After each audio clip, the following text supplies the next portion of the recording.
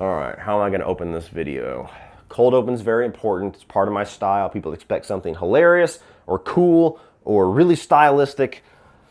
Gotta nab people's attention. What am I going to say? What am I going to say about Child's Play 3? I've got it. Everybody, Child's Play 3 is the first horror movie I ever watched in my entire life. And the reason why I am here in front of you all.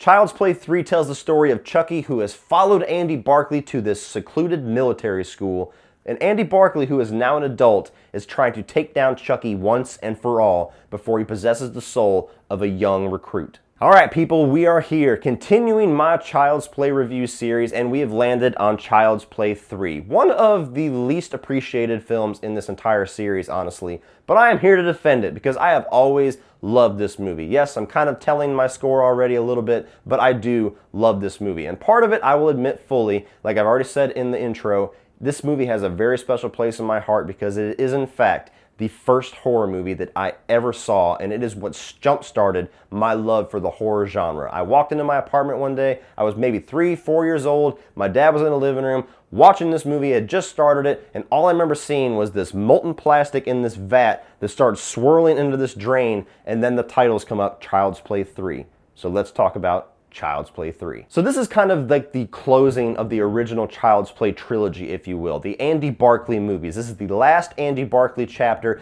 at least until Cult of Chucky, which is coming out, which I don't know how much Andy Barclay is going to be involved in that one, but as far as the original setup of these movies, this was kind of the tail end chapter. Now Andy Barclay has been recasted, he's an adult now, and Chucky is pursuing him, but now that he has this new body, and he's not in the same recreated body from the first two movies, he finds out that he can actually place his soul into anybody that he wants. So he sets his eyes on this young kid who seems like an easy victim, but then, as things go in the Child's Play movies, Chucky doesn't quite get his way right away. So talking about the positives of Child's Play 3, I usually build up to Chucky, but you know what? Let's start off talking about Chucky, because that's why we're all here, right?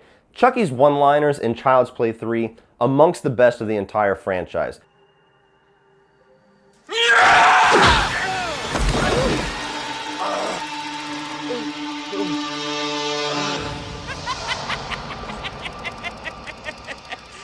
Don't fuck with the Chuck.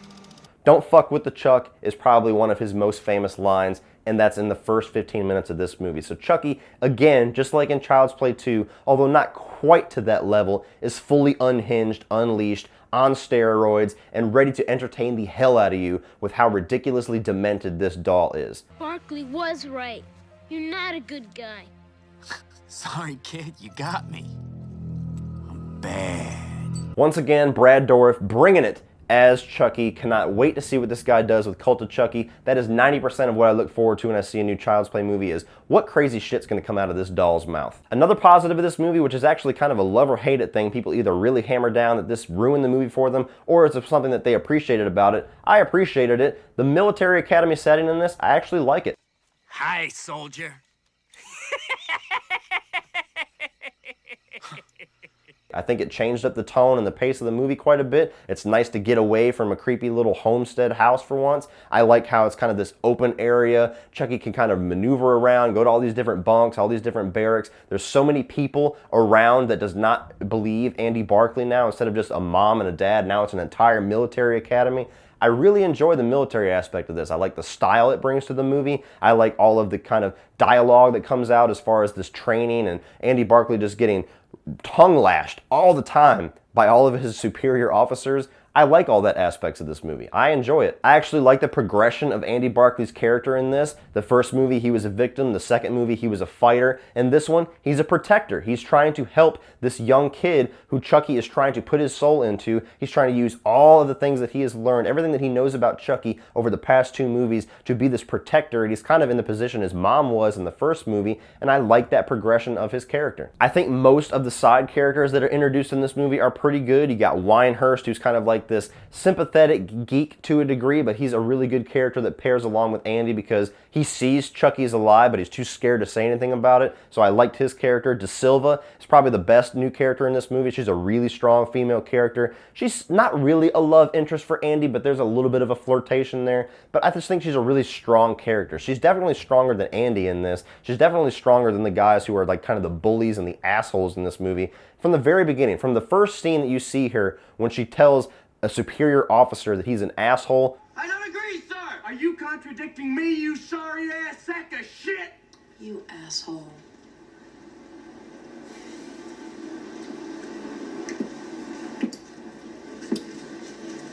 What did you say? I said you asshole, sir! From that moment on, I'm like, I like her. I think the third act in this movie is awesome. Not quite on the level of the third act of Child's Play 2, but that is a very high bar. But this one is still a really cool finale for this movie. It builds up to this roller coaster ride and this amusement park that looks like this roller coaster from hell, and this whole climax involving Chucky on top of this mountain with this big ass fan here.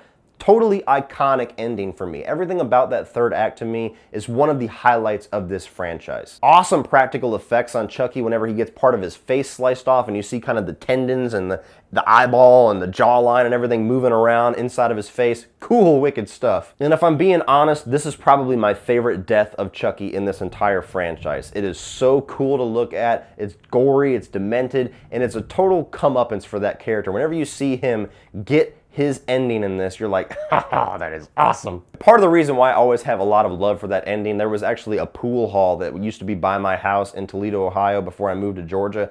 And above one of the pool tables, one of those little bucket lights, there was actually a doll of Chucky falling that was in the same exact position it was in the third act of this movie when he's falling off of that mountain. So I've always had a lot of kind of love for that scene whenever he's falling, and the image of him falling is kind of imprinted in my mind because of how cool I thought that pool table and that doll was. And above all, for me, this movie is just fun. It's a fun, enjoyable Child's Play movie. It's not really trying to scare you anymore, although there's some people who are going to be scared by Chucky no matter what because they have a problem with dolls. But just the overall style of this movie, it's there to be a thrill ride. It's there to be fun. It's there to entertain you. And it nails all of that for me. Now we can play hide the soul. I'm tired. I don't want to play that dumb game anymore. You're a fucking drag, you know that? When I put this movie in, I know I'm going to laugh. I know I'm going to enjoy some good kills. I know Chucky's going to be a blast to watch. I know I'm building up to an awesome third act. I'm excited to put this movie in every time I rewatch it.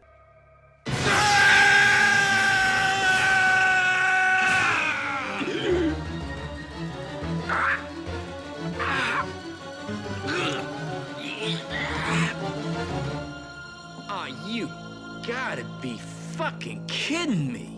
But that's not to say that the movie does not have its problems. I do not consider this movie to be anywhere near as bad as some people say it, but it is definitely a step down heavily from Child's Play 2 for a few reasons. One of the main reasons is honestly not this movie's fault, it's just the fact that Child's Play 2 got there first. Everything that they realized about Chucky and just unleashing him and making it a blast and like a thrill ride to watch Chucky just go out and say outlandish shit and kill people and have a blast doing it, Child's Play 2 did it a little bit better. So by the time you get here, it feels a little redundant. It feels a little bit like it's uninspired. It feels a little bit like it's just kind of retreading similar territory. And even though I enjoy it very much, especially in a marathon, I do got to give credit where credit's due. Child's Play 2 does eclipse this movie on almost everything that this movie does well. And honestly, the basic setup of the Child's Play movies, Chucky pursuing Andy Barclay, does start to wear a little bit thin by this point, which is why the following movie that comes after this, for me at least, was such a huge breath of fresh air. Just like the good old days. Nothing like a strangulation to get the circulation going. The only thing new that they tried to do with this, or actually two new things that they tried to do with this, was they tried to advance Andy Barclay's age. This movie only came out a year after Child's Play 2, so they could have got Alex Vincent back, but they wanted an older Andy Barclay. So they gave it to Justin Whalen. I think he does fine in the role, but I think also whenever you grow to love these movies and you grow up with Alex Vincent, you want to see Alex Vincent. Understandably, you want the star back. So it is a little bit of a negative in this movie that you don't get Alex Vincent coming back for this. Honestly, I think if they would have stuck with a year older Andy Barclay and had Alex Vincent back and wrote something around that, they do have military academies for young kids too, and he could have also been a young kid in this military academy while Chucky was pursuing somebody else, I think the movie might have worked out a little bit better for the fans. They try to change was they give Chucky the ability to pick anybody in the free world that he can put his soul into now because he has kind of this reset button, and he goes for just the quick, easy person that's standing right next to him, goes for another kid, which again, it's like you didn't learn your lesson in the first two movies. Kids are hard as fuck to possess apparently. And to me, that was just kind of a weird, dumb decision on Chucky's part. You could have walked away from Andy Barclay forever, picked somebody, you could have possessed Arnold Schwarzenegger and come after Andy Barclay and snapped his neck in a second, but you choose this 7-year-old black kid. Just always seemed like a weird direction for Chucky to go, especially since Chucky is so smart as a killer. That's the one element of the story that I'm a little bit like, that was easy, simple writing there. Wait a minute. I got a new body, and I ain't told anyone about my little secret yet. So, what's your name, kid? Tyler. Now, one character in this movie, which I totally understand why people hate, because this character is weird as fuck, is the weird army barber. I mean, this dude just walks around all day long, and he's almost got like this disturbing sexual fetish with cutting people's hair. He walks around and grabs people's hair and measures it up and, come see me this afternoon. When's the last time you had a shave? When's the last time you had a trim? A haircut ain't regulation, soldier.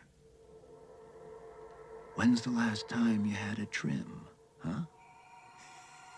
And even though the scene when Chucky actually gets back at this guy, it's hilarious, and it's one of the coolest scenes in the movie as far as kind of dark humor.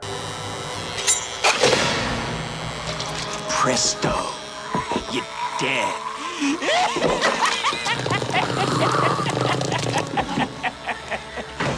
That character itself just feels so weird amongst this movie. It feels like a character that belongs in Seed of Chucky. And the last small negative that I have with this movie, which really is something that's kind of a small negative throughout the entire franchise for me, except for Child's Play 2, is that this movie really doesn't have a memorable score to it at all. Chucky is the one horror icon that I feel like really desperately needs some kind of a theme, because every other big 3 icon, Freddy, Michael, Jason, they all have some kind of a theme to them that lets you know that this is a Michael movie, this is a Jason movie, this is a Freddy movie. Chucky doesn't have that. And the score that they chose in this, although it does have a little bit more of kind of a punch to it as far as a little bit more up-tempo, a little bit more military theme to it, not that memorable. But with all that being said, guys, like I said, this movie is very special to me. It is what kickstarted my love for horror movies. It is the reason why I am here talking to all of you, so that should make all of you love this movie at least 1 letter grade more than you did before this video started, right?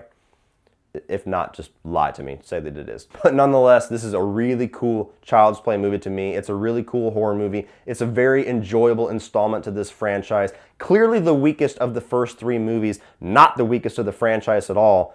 We'll get to that soon. But really enjoyable to me. I really defend this movie anytime somebody brings it up. I think that it is totally underrated. Although there are some flaws with it, I think that the pros of this movie far outweigh the cons, and it's a great, above all, Chucky movie. Chucky is unleashed on this, some of his best one-liners. If you love Chucky, you have to love Child's Play 3 to some degree. So while I can't praise it near on the level of the first 2 movies, I still really recommend that you guys check this movie out. I think most of you will enjoy it a lot, but since it's such a subjective movie, I'm gonna recommend that you check it out on Netflix.